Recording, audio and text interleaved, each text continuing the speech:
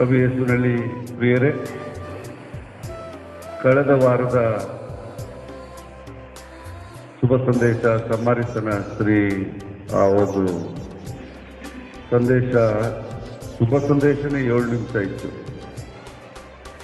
ಇವತ್ತು ಕೂಡ ಅಷ್ಟೇ ದೊಡ್ಡದಾಗಿತ್ತು, ಆದರೆ ಇದು ಓದಬೇಕಾದ್ರೆ ಸಂಕ್ಷಿಪ್ತವಾಗಿ ನಾವು ಓದಿದ್ದೇವೆ. ಕಳೆದ ವಾರದ ಶುಭ ಸಂದೇಶದಲ್ಲಿ ನನ್ನಲ್ಲಿ ವಿಶ್ವಾಸವಿಡುವ ಹೃದಯದಿಂದ ಜೀವಜನ ಹೊನಲಾಗಿ ಹರಿಯುವುದು, ಬಾಯಾರಿದವು ನನ್ನ ಬಳಿಗೆ ಬಂದು ಕುಡಿಯಲಿ, ನಾನು ಕೊಡುವ ನೀರನ್ನು ಕುಡಿದವನಿಗೆ ಎಂದಿಗೂ ದಾಹವಾಗದು, ಅವನಲ್ಲಿ ಉಕ್ಕಿ ಹರಿಯುವ ಬುಗ್ಗೆಯಾಗಿ ನಿತ್ಯ ಜೀವವನ್ನು ತರುತ್ತದೆ ಎಂದು ಸಂದೇಶವನ್ನು ನಾವು ಆಲಿಸಿದ್ದೇವೆ. ನಿತ್ಯ ಜೀವ ಜಲದ ಬಗ್ಗೆ ಇಂದಿನ ಶುಭ ಸಂದೇಶದಲ್ಲಿ ವಿಶೇಷವಾಗಿ ಯೋಹಾನ ಶುಭ ಸಂದೇಶ 1ರಿಂದ 10ನೇ ಅಧ್ಯಾಯಕ್ಕೆ 7 ಪವಾಡಗಳು ಇವೆ. ಈ ಯೋಹಾನ ಶುಭ ಸಂದೇಶದಲ್ಲಿ ಪವಾಡ ಅಂತ ಹೇಳುವುದಿಲ್ಲ, ಸೂಚಕ ಕಾರ್ಯಗಳು, ದೇವರನ್ನು ಮಹಿಮೆ ಪಡಿಸುವಂತ ಕಾರ್ಯಗಳು ಎಂದು ಶುಭ ಸಂದೇಶದಲ್ಲಿ ಬರೆಯಲಾಗಿದೆ.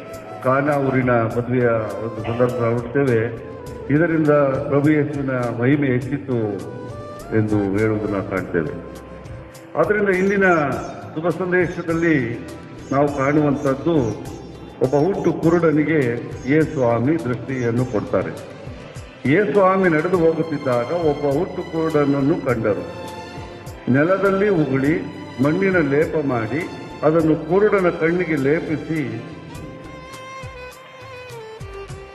ನೀನು ಸಿಲೋವಾಮಿನ ಕೊಳಕ್ಕೆ ಹೋಗಿ ತೊಳೆದುಕೋ ಎಂದು ಹೇಳಿದರು. ಯೇಸುಸ್ವಾಮಿ ಒಂದು ಮಾತು ಹೇಳಿದ್ರೆ ಸಾಕು,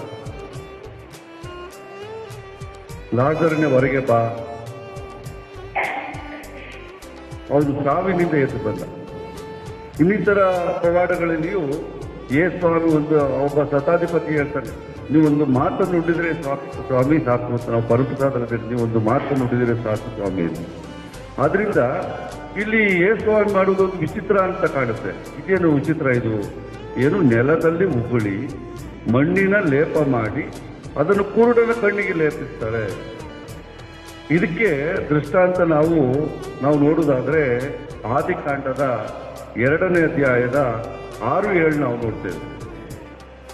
ಆದರೂ ಭೂಮಿಯಿಂದ ನೀರು ಉಕ್ಕಿ ಬಂದು ನೆಲಕ್ಕೆ ನೀರು ಎರೆಯುತ್ತಿತ್ತು.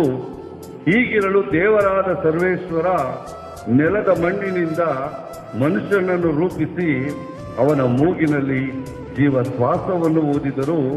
ಆಗ ಮನುಷ್ಯನು ಜೀವಾತ್ಮನಾದನು. ಅವನ ಮೂಗಿನಲ್ಲಿ ಜೀವ ಶ್ವಾಸವನ್ನು ಊದಿದ್ರು, ಆಗ ಅವನು ಜೀವಾತ್ಮನಾಗ್ತಾನೆ. ಅಲ್ಲಿ ನೀರು ಹರಿದಿತ್ತು, ಮಣ್ಣು ತೇವವಾಗಿತ್ತು. ಆ ಮಣ್ಣಿನಲ್ಲಿ ಒಂದು ಮುದ್ದೆ ಮಾಡಿ ಆದಾಮನನ್ನು ಸೃಷ್ಟಿಸಿ ಜೀವಾತ್ಮವನ್ನು ಊದಿ ಅವನಿಗೆ ಜೀವಾತ್ಮ ಕೊಡುವುದು ನಾವು ಆ ಒಂದು ದೃಷ್ಟಾಂತಕ್ಕೆ ಹೋಲಿಸಿದಾಗ ಇದು ಅದೇ ರೀತಿ ಈ ಪ್ರಭು ಯೇಸು ಕ್ರಿಸ್ತ ನೂತನ ಒಡೆಯ, ಸಕಲ ಸರ್ವಶಕ್ತನ ಏಕೈಕ ಪುತ್ರ, ಸೃಷ್ಟಿ ಕಾರ್ಯದಲ್ಲಿ ಯೇಸುಸ್ವಾಮಿ ಜೊತೆಯಲ್ಲೇ ಇದ್ದವರು. ಆದಿಯಲ್ಲಿ ವಾಣಿ ಇತ್ತು, ವಾಣಿ ದೇವರೊಡನೆ ಇತ್ತು, ಎಲ್ಲವೂ ಸೃಷ್ಟಿಸಲ್ಪಟ್ಟಿದ್ದು ಯೋಹಾನ 1ನೇ ಅಧ್ಯಾಯದಲ್ಲಿ ನಾವು ಓದ್ತೇವೆ. ಆದ್ರಿಂದ ಇಲ್ಲಿ ಯೇಸುಸ್ವಾಮಿ ಆ ಒಂದು ಆದಾಮ್ ಏವಳ ಒಂದು ಸೃಷ್ಟಿಯ ಕಾರ್ಯದಲ್ಲಿ ಮತ್ತು ತಾನು ಮಾಡುವಂತಹ ಈ ಒಂದು ಸೃಷ್ಟಿ ಕಾರ್ಯವು ಕೂಡ ನೂತನವಾಗಿತ್ತು. ನೂತನ ಆದಾಮನ ಒಂದು ಕಾರ್ಯವು ಇದಾಗಿತ್ತು. ಮತ್ತು ಶ್ವಾಸ ಅನ್ನುವಂಥದ್ದು ಆ ಒಂದು ಎಂಜಲನ್ನು ಹಾಕಿ ಸೇವೆ ಮಾಡಿ ಮಣ್ಣನ್ನು ಮಾಡಿ ಲೇಪಿಸುವಂಥದ್ದು, ಅದೊಂದು ಅಭ್ಯಂಗನ, ಅದೊಂದು ಹೊಸ ಸೃಷ್ಟಿ. ಅಲ್ಲಿ ಶುಭ ಸಂದೇಶದಲ್ಲಿ ಕೇಳ್ತದೆ, ಇವನು ಈ ತರ ಕುರುಡನಾಗಿರ್ಲಿಕ್ಕೆ ಇವನ್ ಪಾಪನ ಅಥವಾ ಇವ್ರ ಮನೆಯವ್ರ ಪಾಪನ ಅಂತ ಶಿಷ್ಯರು ಅವ್ರು ಕೇಳ್ತಾರೆ.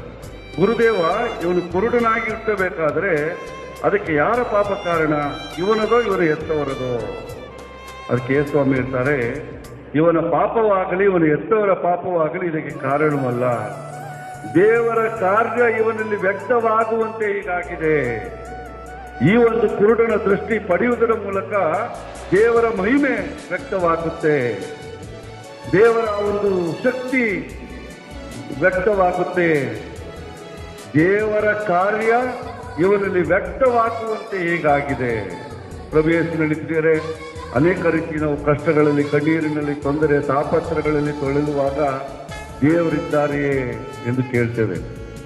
ದೇವರು ಕಣ್ಣು ಮುಚ್ಚಿಕೊಂಡಿದ್ದಾರೆಯೇ, ನಮ್ಮ ಕಷ್ಟ ಕಾರ್ಪಣ್ಯಗಳು ನಾವು ನೋಡುವುದಿಲ್ವೇ ಅಂತ ಕೇಳ್ತೇವೆ. ಆದರೆ ನಾವು ಅನುಭವಿಸುವಂಥ ಒಂದೊಂದು ಕಣ್ಣೀರು, ಕಷ್ಟ, ಕಾರ್ಪಣ್ಯ, ಹಿಂಸೆ, ಬಡತನ, ರೋಗ ರುಜಿನ ಇವೆಲ್ಲವೂ ಕೂಡ ದೇವರ ಕಾರ್ಯವನ್ನು ವ್ಯಕ್ತಪಡಿಸುವುದಕ್ಕಾಗಿ, ನಾವು ಪುನಃ ಕುರುಡನಂತೆ ವಿಶ್ವಾಸಿಸಿ ದೇವರ ಮಹಿಮೆಯನ್ನು ವ್ಯಕ್ತಪಡಿಸುವುದಕ್ಕಾಗಿ ಇದು ನಡೆಯಿತು ಎಂದು ಅಲ್ಲಿ ಹೇಳ್ತಾರೆ. ಸ್ವಾಮಿ ಹೇಳ್ತಾರೆ, ಜಗತ್ತಿನಲ್ಲಿ ನಾನಿರುವಾಗ ಜಗಜ್ಯೋತಿ ನಾನೇ. ಯವನ 1ನೇ ಅಧ್ಯಾಯದಲ್ಲಿ ಜ್ಯೋತಿ ಬಂತು, ಅವರು ಅದನ್ನೇ ತಿಳಿಸಿದ್ರು ಎಂದು ಕೇಳ್ತೇವೆ. ಮುಂದುವರಿಸುತ್ತಾ ಈ ಭಿಕ್ಷೆ ಬೇಡುತ್ತಿದ್ದವನನ್ನು ಕಂಡು ಇವನ ಅಥವಾ ಬೇರೆಯವನ ಅಂತ ವಿಚಾರಿಸ್ತಾರೆ. ಕೆಲವರು ಇವನಂತಾರೆ, ಕೆಲವರು ಇಲ್ಲ ಅಂತಾರೆ. ಆಗ ಕುರುಡ ಹೇಳ್ತಾನೆ, ನಾನೇ ಅವನು ಅಂತ ಹೇಳ್ತಾನೆ, ಧೈರ್ಯವಾಗಿ ಹೇಳ್ತಾನೆ, ನಾನೇ ಅವನು ಅಂತ ಹೇಳ್ತಾನೆ. ಆಗ ಅವ್ರು ನಿನಗೆ ಕಣ್ಣಿಗೆ ಬಂತು ಅಂತ ಕೇಳ್ತಾರೆ. ಅದಕ್ಕೆ ಅವನು ಯೇಸು ಎಂಬುವರು ಮಣ್ಣಿನ ಲೇಪನ ಮಾಡಿ ನನ್ನ ಕಣ್ಣಿಗೆ ಹಚ್ಚಿದರು, ಸಿಲೋವಿಗೆ ಹೋಗಿ ತೊಳೆದುಕೊಂಡ್ರು, ನಾನು ಹಂಗೆ ಮಾಡಿದೆ, ಅದರಿಂದ ಕಣ್ಣು ಬಂತು. ಇಲ್ಲಿ ಶುರುವಾಗಿದ್ದು ಕಂಡಿದ್ದು ಕುರುಡರಿರುವಂತ, ಆತ್ಮವಿದ್ದು ಆತ್ಮವಿಲ್ಲದವರಂತ ಫರಿಸಾಯರ ಒಂದು ವರ್ತನೆ. ಏಕೆಂದರೆ ಯೇಸುಸ್ವಾಮಿ ಸಬ್ಬತ್ತಿನ ಈ ಕಾರ್ಯವನ್ನು ಮಾಡಿದ್ರು. ಆದ್ದರಿಂದ ಇವರಿಗೆ ಯೇಸುಸ್ವಾಮಿ ಎಲ್ಲಿ ದೊಡ್ಡವರಾಗ್ಬಿಡ್ತಾರೆ, ಮಹಿಮೆ ಪಡಿಸ್ಬಿಡ್ತಾರೆ, ಜನರು ಅವರನ್ನೆಲ್ಲ ಹಿಂಬಾಲಿಸ್ಬಿಡ್ತಾರೆ, ನಮ್ಮ ಜೀವನ ಏನು ಅನ್ನುವುದು ಉದ್ದೇಶದಿಂದ. ಏಕೆಂದರೆ ಯೇಸುಸ್ವಾಮಿ ಮಣ್ಣಿನ ಲೇಪವನ್ನು ಮಾಡಿ ಅವನಿಗೆ ಕಣ್ಣು ಕೊಟ್ಟ ದಿನ ಸಬ್ಬತ್ ದಿನವಾಗಿತ್ತು. ಆದ್ರಿಂದ ಯೇಸುಸ್ವಾಮಿಯ ಈ ಕುರುಡನನ್ನು ಫರಿಸಾಯರ ಬಳಿ ಕರ್ಕೊಂಡು ಹೋಗ್ತಾರೆ. ಕಣ್ಣು ಬಂದು ಹೇಗೆಂದು ಫರಿಸಾಯರು ಅವನು ಮತ್ತೆ ಕೇಳಿದರು. ಯೇಸು ನನ್ನ ಕಣ್ಣುಗಳು ಲೇಪನ ಮಾಡಿದ್ರು, ಇದರಿಂದ ಬಂತು ಅಂತಾನೆ.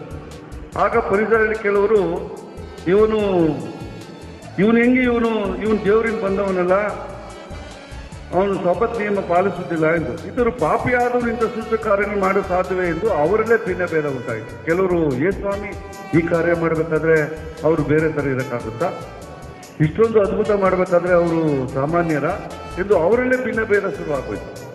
ಆಗ ಅವ್ರೇನು ಮಾಡ್ತಾರೆ, ಆ ಕುರುಡನಲ್ಲಿ ಅವರಿಗೆ ನಿನಗೆ ಕಣ್ಣು ಕೊಟ್ಟನೆಂದು ಹೇಳ್ತೀಯಲ್ಲ, ಅವನ ಬಗ್ಗೆ ನಿನಗೇನು ಅನಿಸುತ್ತದೆ ಎಂದು ವಿಚಾರಿಸಿದರು. ಅದಕ್ಕೆ ಅವರು ಒಬ್ಬರು ಪ್ರವಾದಿಯೇ ಸರಿ. ಸಮಾರಿತ ಸ್ತ್ರೀಯಲ್ಲಿ ಕೂಡ ನಾವು ನೋಡ್ತೇವೆ, ಮೊದಲು ನೀನು ಯಾರು, ದೊಡ್ಡವನ ನೀನು, ಯಹೂದ್ಯ ನೀನು ನಮ್ಮ ಪೂರ್ವಜರಿಗಿಂತ ನೀನು ದೊಡ್ಡವನ ಅಂತ ಕೇಳ್ತಾರೆ. ಯಾಕೋಬ ಪಿತಾಮಹನಿಗಿಂತ ಶ್ರೇಷ್ಠನಾ ಅಂತ ಕೇಳ್ತಾರೆ. ಕೊನೆಗೆ ಸಮಾರಿತ ಸ್ತ್ರೀ, ನೀವು ಪ್ರವಾದಿ ಅಂತ. ಮತ್ತೆ ಮುಂದುವರಿಸ್ತಾ ಅಭಿಷಕ್ತರಾದ ಲೋಕೋದ್ಧಾರಕ ಅಂತ ಹೇಳ್ತಾರೆ. ನಾವು 3ನೇ ಅಧ್ಯಾಯದಲ್ಲಿ ನಾವು ನೋಡಿದ್ದೇವೆ.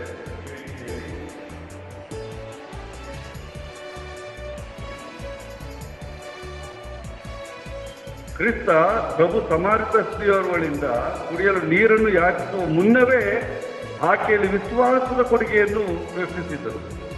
ಅವರು ಆಕೆಯ ವಿಶ್ವಾಸಕ್ಕಾಗಿ ಎಷ್ಟೊಂದು ಕಾತರಾಗಿದ್ದಾರೆಂದರೆ ಆಕೆಯಲ್ಲಿ ಅವರ ದೈವ ಪ್ರೀತಿಯ ಅಗ್ನಿಯನ್ನೇ ಒತ್ತಿಸಿದ್ದರು. ಆ ಸಮಾರಿತ ಸ್ತ್ರೀಯಲ್ಲಿ ಅಂತೆಯೇ ಇಂದಿನ ಶುಭ ಸಂದೇಶದಲ್ಲಿ ನಾವು ನೋಡ್ತೇವೆ, ಅವರು ಯೇಸು ಅಂತಾನೆ, ಈಗ ಪ್ರವಾದಿ ಅಂತಾನೆ. ಆ ಕುರುಡನು ಹಿಂದೆ ನಿಜವಾಗಿಯೂ ಕುರುಡನಾಗಿದ್ದು ಈಗ ದೃಷ್ಟಿ ಪಡಿತಾನೆ ಎಂದು ಯಹೂದ್ಯ ಅಧಿಕಾರಿಗಳು ನಂಬಲು ಒಪ್ಪಲಿಲ್ಲ. ಆದ್ರಿಂದ ತಂದೆ ತಾಯಿಗಳನ್ನ ಕರೆಸ್ತಾರೆ. ಇವನು ಕುರುಡನಾಗಿದ್ನ, ಇವನಿಗೆ ಕಣ್ಣು ಬಂತ ಹೇಗೆ ಅಂತ ಕೇಳ್ತಾರೆ. ಆದರೆ ತಂದೆ ತಾಯಿಗಳು ಬಹಳ ಉಪಾಯ ಉಪಯೋಗಿಸ್ತಾರೆ. ಇವ್ರು ಕಣ್ಣು ಬಂತು, ಯೇಸುಸ್ವಾಮಿ ಮಾಡಿದ್ರು ಅಂದರೆ ಸಬ್ಬತ್ ದಿನ ಇವ್ರಿಗೆ ಇದು ದೇವಾಲಯಕ್ಕೆ ಅವಕಾಶ ಇಲ್ಲ, ಹೊರಗಡೆ ಓಡಿಸ್ತಾರೆ. ಆದ್ರಿಂದ ಇವ್ರೇನು ಮಾಡ್ಬಿಡ್ತಾರೆ, ಅವನು ಪ್ರಾಯಸ್ಥ, ಅವನ್ನೇ ಕೇಳಿ, ಇವರು ಏನು ಹೇಳೋದಿಲ್ಲ, ಅವನೇ ಪ್ರಾಯಸ್ಥ, ಅವನೇ ಹೇಳ್ತಾನೆ, ಅವನ್ನೇ ಕೇಳಿ, ಇವನನ್ನೇ ಕೇಳಿ, ಹೇಗೂ ಪ್ರಾಯವಾದವನಾಗಿದ್ದಾನಲ್ಲವೇ ತನ್ನ ವಿಷಯಕ್ಕೆ ತಾನೇ ಮಾತಾಡಬಲ್ಲ ಎಂದು ಉತ್ತರಿಸಿದರು. ಅವರು ಹೀಗೆ ಹೇಳಿದ್ದು ಯಹೂದ್ಯ ಅಧಿಕಾರಿಗಳ ಅಂಜಿಕೆಯಿಂದ. ಏಕೆಂದರೆ ಯಾರಾದರೂ ಯೇಸುವನ್ನು ಲೋಕೋದ್ಧಾರಕ ಎಂದು ಒಪ್ಪಿಕೊಂಡರೆ ಅಂಥವರಿಗೆ ಪ್ರಾರ್ಥನಾ ಮಂದಿರದಿಂದ ಬಹಿಷ್ಕಾರ ಹಾಕಲಾಗ್ತಿತ್ತು. ಆದ್ರಿಂದ ತಂದೆ ತಾಯಿಗಳು ಈ ಒಂದು ಉಪಾಯದಲ್ಲಿ ಬೀಳದೆ ತಪ್ಪಿಸ್ಕೊಳ್ತಾರೆ. ಆಗ ಪುನಃ ಅವರು ಕೇಳ್ತಾರೆ, ನೀನು ದೇವರ ಮುಂದೆ ಪ್ರಮಾಣ ಮಾಡಿ ಹೇಳು, ಆ ಮನುಷ್ಯ ಪಾಪಿ ಎಂದು ನಮಗೆ ಗೊತ್ತು. ಕಣ್ಣನ್ನು ಕೊಟ್ಟವನು, ಜೀವವನ್ನು ಕೊಟ್ಟವನು, ತಮ್ಮ ಜನರನ್ನು ಹುಡುಕಿ ಬಂದವನು ಪಾಪಿ. ಹೇಳಿ ನೀನು ಅವನು ಪಾಪಿ ಅಂತ ಹೇಳ್ತಾರೆ. ಉತ್ತರವಾಗಿ ಅವನು, ಅವರು ಪಾಪಿಯೋ ಅಲ್ಲವೋ ನಾನರಿಯೆ, ಆದರೆ ನಾನೊಮ್ಮೆ ಕುರುಡನಾಗಿದ್ದೆ, ಈಗಲಾದರೂ ಕಣ್ಣು ಕಾಣಿಸ್ತು, ಇಷ್ಟು ಮಾತ್ರ ಬಲ್ಲೆ ಅಂತಾರೆ. ಅದಕ್ಕೆ ಅವರು ಪುನಃ ಪ್ರಶ್ನೆ ಮಾಡ್ತಾರೆ. ಆಗ ನಿಮ್ಗೆ ಆಗಲೇ ಹೇಳಿದ್ದೇನೆ, ಆದರೆ ನೀವು ನಂಬುವುದಿಲ್ಲ, ಅದನ್ನು ಏಕೆ ಮತ್ತೆ ಮತ್ತೆ ಕೇಳ್ತೀರಿ? ಅವನ ಶಿಷ್ಯರಾಗಲು ನಿಮ್ಗೆ ಮನಸ್ಸಿದೆಯೇ? ಇಲ್ಲಿ ಮೂರನೇದು, ಇವನು ಯೇಸುವಿನ ಪ್ರೇಷಿತನಾಗ್ತಾನೆ.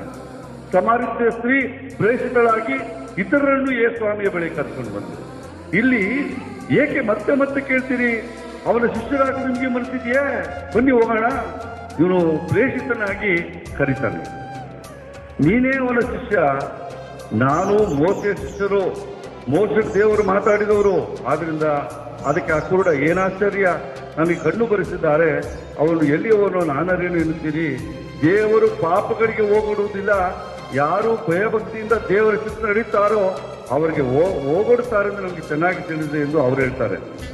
ಕುರುಡನಾದರೂ ಇವರು ದೇವರಿಂದ ಬಂದವರು, ಅಲ್ಲದಿದ್ದರೆ ಇಂಥದ್ದನ್ನು ಮಾಡಲಾಗುತ್ತಿರಲಿಲ್ಲ ಎನ್ನುವಂಥದ್ದು ವಿಶ್ವಾಸದ ಪ್ರಕಟಣೆ. ಇವರು ದೇವರಿಂದ ಬಂದವರು, ಪ್ರವಾದಿ, ನಿಮಗೂ ಬೇಕಾದ್ರೆ ಬನ್ನಿ ಎಂದು ಅವನು ಕರೀತಾನೆ. ಪಾಪದಲ್ಲೇ ಹುಟ್ಟಿ ಬೆಳೆದವನು ನೀನು, ನಮಗೆ ಬುದ್ಧಿ ಹೇಳವಟ ಎಂದು ಹೇಳಿ ಅವನನ್ನು ತಳ್ಳಿಬಿಟ್ಟರು. ಹುಟ್ಟು ಕುರುಡನ್ನು ಹೊರಗೆ ತಳ್ಳಿದ ವಾರ್ತೆ ಯೇಸುಸ್ವಾಮಿಯ ಕಿವಿಗೆ ಮುಟ್ಟಿತು. ಯೇಸು ಅವನನ್ನು ಕಂಡು, ನರಪುತ್ರ, ನನಗೆ ವಿಶ್ವಾಸವಿದೆಯಾ? ದೇವ ಮಂದಿರದಲ್ಲಿ ದೇವರಿಲ್ಲ, ನ್ಯಾಯ ಇಲ್ಲ ಅನ್ನೋ ಒಂದು ಸಿನಿಮಾ ಆಡಿದೆ. ಆದ್ರಿಂದ ದೇವ ಮಂದಿರದಿಂದ ಇವನನ್ನು ಹೊರಗೆ ತಳ್ತಾರೆ. ಸೆಂಟ್ ಜಾನ್ ಕ್ರಿಸಾಸ್ಟಮ್ ಹೇಳ್ತಾರೆ, lord of the found in the street ಅಂತ. Lord of the suppose to stay in the temple, ಆತ ಯೇಸು ಕ್ರಿಸ್ತ ಈತನನ್ನು ಸ್ವೀಕರಿಸುತ್ತಾರೆ. ಯೇಸುಸ್ವಾಮಿಯ ಕಿವಿಗೆ ಮುಟ್ಟಿತು. ಅವನನ್ನು ಕಂಡು, ನರಪುತ್ರನಿಗೆ ವಿಶ್ವಾಸವಿದೆ ಎಂದು ಕೇಳಿದರು. ಅವನು, ಅವ್ರು ಯಾರಂತಲಿ ಸ್ವಾಮಿ, ನಾನು ವಿಶ್ವಾಸಿಸ್ತೇನೆ ಎಂದರು. ಯೇಸು, ನೀನು ಆತನನ್ನು ಕಂಡಿದ್ದೀಯೇ, ನನ್ನೊಡನೆ ಮಾತನಾಡುತ್ತಿರುವ ನಾನೇ ಆತನು. ಸಮಾರ್ಯ ಸ್ತ್ರೀಯ ಘಟನೆಯಲ್ಲೂ ಕೂಡ ನೀವು ಯಾರು ಅಂತೆಲ್ಲ ಹೇಳುವಾಗ ಅವ್ರು ಹೇಳ್ತಾರೆ, ಆಕೆ ಅಭಿಷಕ್ತನಾದ ಲೋಕೋದ್ಧಾರಕ ಬರುವ ನಾವು ಬಲ್ಲೆ, ಆತನು ಬಂದಾಗ ಎಲ್ಲವನ್ನು ತಿಳಿಸುವನು ಎಂದು ಹೇಳ್ತಾರೆ.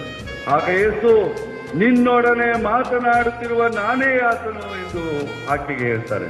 ಇಲ್ಲೂ ಯೇಸುಸ್ವಾಮಿ ಹೇಳ್ತಾರೆ, ನೀನು ಆತನನ್ನು ಕಂಡಿದ್ದೀಯೇ, ನಿನ್ನೊಡನೆ ಮಾತನಾಡುತ್ತಿರುವ ನಾನೇ ಆತನು ಎಂದು ಹೇಳ್ತಾರೆ ಯೇಸುಸ್ವಾಮಿ.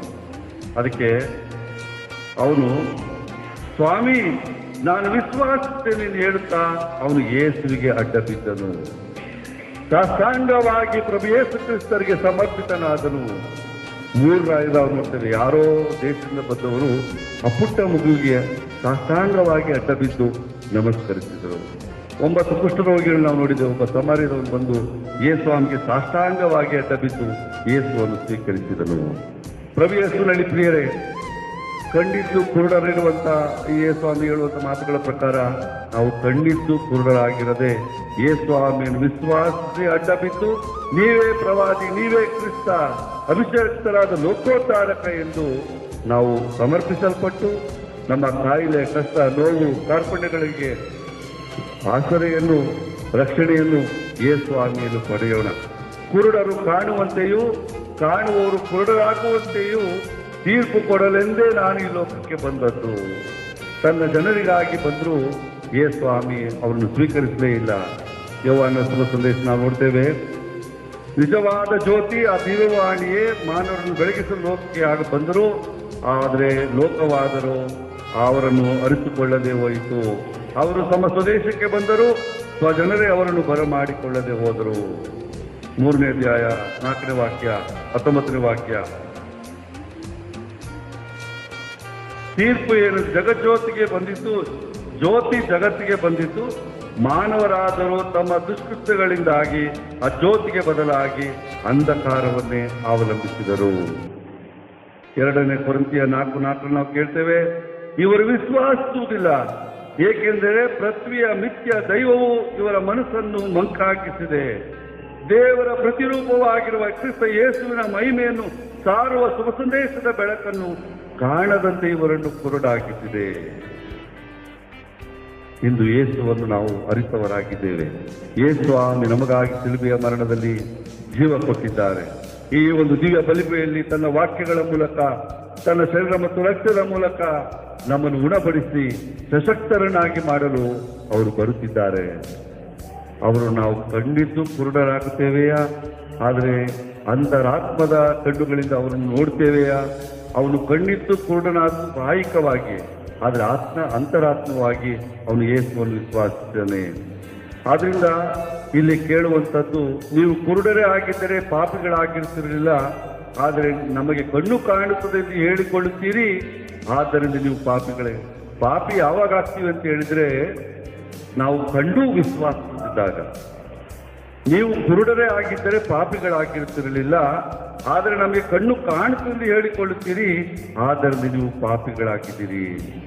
ನನಗೂ ನಿಮಗೂ ಯೇಸುಸ್ವಾಮಿ ಇದು ಹೇಳುವುದು, ನಮಗೆ ಕಣ್ಣು ಕಾಣುತ್ತದೆ ಎಂದು ಹೇಳಿ ಅಸಡ್ಡೆಯ ಜಾರಿಗಳನ್ನು ಹಿಡಿದು ಯೇಸುವನ್ನು ತಿರಸ್ಕರಿಸಿ ಯೇಸುವಿನಲ್ಲಿ ವಿಶ್ವಾಸವಿಡದೆ ಆತನಿಂದ ರಕ್ಷಕ ಅಭಿಷಕ್ತನಾದ ಲೋಕೋದ್ಧಾರಕ ಎಂದು ತಿಳಿಯದಿದ್ದರೆ ನಾವು ಪಾಪಿಗಳಾಗುತ್ತೇವೆ ಎಂಬುದರಲ್ಲಿ ಯೇಸುಸ್ವಾಮಿಯ ಮಾತುಗಳನ್ನು ನಾವು ಅರಿಯೋಣ. ಇಂದಿನ 2ನೇ ವಾಕ್ಯದಿಂದ ನಾವು ನೋಡ್ತೇವೆ, ಸಹೋದರರೇ, ನೀವು ಇಂದೊಮ್ಮೆ ಕತ್ತಲುಮಯವಾಗಿದ್ದೀರಿ, ಈಗಲಾದರೂ ಪ್ರಭುವಿನಲ್ಲಿ ಬೆಳಕಾಗಿದ್ದೀರಿ. ಆದ್ದರಿಂದ ಬೆಳಕಿನ ಮಕ್ಕಳಾಗಿ ಬಾಳಿರಿ. ಕಾರಣ ಸಚ್ಚರಿತೆ, ಸದಾಚಾರ ಮತ್ತು ಸತ್ಯಸಂಧತೆ ಇವೆಲ್ಲವೂ ಬೆಳಕಿನ ಕುಡಿಗಳು. ಸದ್ಧರ್ಮ, ಸಜ್ಜನರೇ ನನ್ನ ಬಳಿಗೆ ಬನ್ನಿರಿ, ಸದ್ಧರ್ಮವನ್ನು ಪಾಲಿಸುವವರು ನನ್ನ ಬಳಿಗೆ ಬನ್ನಿರಿ ಎಂದು ಕಡೆಯ ತೀರ್ಪಿನಲ್ಲಿ ನಮ್ಮನ್ನು ಸ್ವೀಕರಿಸುವವರು ಆಗಿದ್ದಾರೆ. ಆದ್ದರಿಂದ ಸಚ್ಚರಿತೆ, ಸದಾಚಾರ ಮತ್ತು ಸತ್ಯಸಂಧತೆ ಇವು ಬೆಳಕಿನ ಕುಡಿಗಳು. ಪ್ರಭುವಿಗೆ ಮೆಚ್ಚುಗೆ ಯಾವುದನ್ನು ಕಲಿತುಕೊಳ್ಳಿ. ನಿಷ್ಪ್ರಯೋಜಕವಾದ ಕತ್ತಲುಮಯ ಕಾರ್ಯಗಳಿಗೆ ಕೈ ಹಾಕದಿರಿ, ಅಂಥವುಗಳನ್ನು ಬಯಲಿಗೆಳೆದು ಖಂಡಿಸಿರಿ. ಆದ್ದರಿಂದ ಯೇಸುಸ್ವಾಮಿ ಹೇಳುವುದು, ನಿದ್ದೆ ಮಾಡುವವನೇ ಎದ್ದೇಳು, ಸತ್ತವರನ್ನು ಬಿಟ್ಟು ಬಾಯಿ ಎಚ್ಚೆತ್ತು, ನಿನಗೀವನು ಬೆಳಕನ್ನು ಕ್ರಿಸ್ತನು. ನಾವಿಂದು ಒಂದು ರೀತಿ ಮರಣದಲ್ಲಿದ್ದೇವೆ. ಆ ಒಂದು ಪಾಪದಿಂದ ನಾವು ಪಾಪಿಗಳಾಗಿದ್ದೇವೆ. ಆದ್ದರಿಂದ ನಿದ್ದೆ ಮಾಡುವವರೇ ಎದ್ದೇಳಿ, ತಪಸ್ಕಾಲದ ಒಂದು ಒಳ್ಳೆಯ ಸಮಯದಲ್ಲಿ ಸತ್ತವರನ್ನು ಬಿಟ್ಟು ಎಚ್ಚೆತ್ತು, ನಿನಗೀವನು ಬೆಳಕನ್ನು ಕ್ರಿಸ್ತ. ನಮ್ಮೆಲ್ಲರೂ ತನ್ನ ಬೆಳಕಿನ ಮೂಲಕ, ತನ್ನ ಜ್ಯೋತಿಯ ಮೂಲಕ ನಮ್ಮನ್ನು ಸಶಕ್ತರನ್ನಾಗಿ ಮಾಡಿ ನಮ್ಮನ್ನು ಆಶೀರ್ವದಿಸುವವರು ಅವರಾಗಿದ್ದಾರೆ. ಆದ್ದರಿಂದ ನಾವು ಕೂಡ ಪ್ರಭು ಯೇಸುವಿನಲ್ಲಿ ವಿಶ್ವಾಸಿಸೋಣ, ಅವರಂತೆ ನಡೆಯೋಣ, ದೇವರ ಆಶೀರ್ವಾದಗಳಿಗೆ ನಾವು ಪಾತ್ರರಾಗೋಣ. ಇಂದಿನ ಕೀರ್ತನೆ ಹೇಳುತ್ತೆ, ಪ್ರಭು ಕುರಿಗಾಯಿಯಾಗಿರಲು ಕುಂದು ಕೊರತೆಗಳೆಲ್ಲಿಗೆ ನಮಗೆ. ಆದ್ದರಿಂದ ಪ್ರಭು ನಮ್ಮ ಕುರಿಗಾಯಿ, ನಮ್ಮ ರಕ್ಷಕ, ನಮ್ಮನ್ನು ಮುನ್ನಡೆಸುವ, ನಮ್ಮನ್ನು ಕೈ ಹಿಡಿದು ನಡೆಸುವ. ಆದ್ದರಿಂದ ಅವನೊಡನೆ ಇದ್ದಾಗ ಕುಂದು ಕೊರತೆ ಇಲ್ಲ ಎನ್ನುವುದನ್ನು ನಾವು ಅರಿತು ಅವರಲ್ಲೇ ಸಮರ್ಪಿಸಿ ವಿಶ್ವಾಸವನ್ನು ಪ್ರಕಟಪಡಿಸಿ ತಪಸ್ಸು ಕಾಲದಲ್ಲಿ ಯೇಸುವನ್ನು ನಂಬಿ ಅವರಲ್ಲಿಯೇ ನಾವು ಬಾಳೋಣ. ಆಮೇಲೆ